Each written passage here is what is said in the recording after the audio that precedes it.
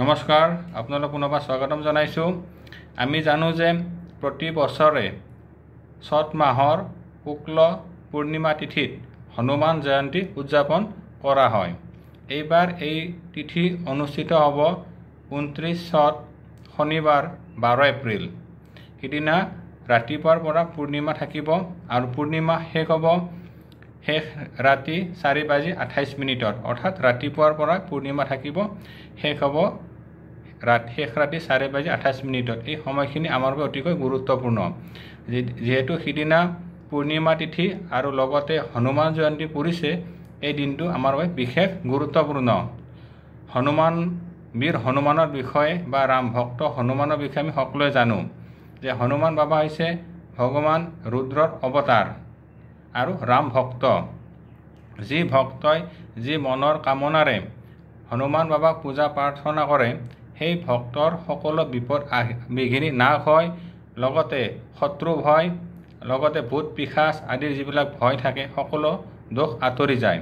গতিকে এই দিনটোত অৰ্থাৎ 29 চত শনিবাৰ 12 এপ্ৰিল, সেই দিনটোত আপোনালোকে ৰাতিপুৱা গা পা ধুই উঠি আপোনালোকৰ যিখন ঘৰৰ পূজা ঠাই আছে তাত হনুমান বাবাৰ মূৰ্তি বা ফটো ৰাখিব আৰু হনুমান বাবাক ৰঙা কাপোৰ, সেন্দুৰ, ফুল, লাড্ডু, ধূপ চাকি নৈবেদ্য অৰ্পণ কৰি শ্ৰদ্ধা ভক্তি সহকাৰে হনুমান চালিচা পাঠ কৰিব। সিদিনা যিহেতু পূৰ্ণিমা থাকিব, আপোনালোকে হনুমান বাবাৰ লগতে ভগৱান বিষ্ণুকো যদি পূজা পাৰ্বণ কৰে, তেতিয়াহ'লে আপোনালোকৰ ওপৰত বিশেষ কৃপা লাভ হ'ব। যি ভক্তই হনুমান মন্দিৰত গৈ ধূপ চাকি জ্বলাই পূজা অৰ্চনা কৰে, হনুমান চালিচা পাঠ কৰে, তেওঁৰ ওপৰত বিশেষ কৃপা থাকিব। আৰু যিহেতু শনিবাৰ থাকিব, উক্ত দিনা যদি শনি ভগৱানকো প্ৰাৰ্থনা কৰা হয়, তেতিয়াও আমাৰ বিশেষ শুভফল লাভ হয়। শাস্ত্ৰত উল্লেখ আছে যে যি ভক্তই হনুমান বাবাক পূজা কৰে, প্ৰাৰ্থনা কৰে বা নাম কীৰ্তন কৰে, তেতিয়াহ'লে গ্ৰহদোষ বা শনি গ্ৰহৰ কৃপাও সেই ভক্তৰ ওপৰত থাকে। অৰ্থাৎ হনুমানক পূজা কৰা ব্যক্তিৰ শনিদোষ কেতিয়াও নালাগে।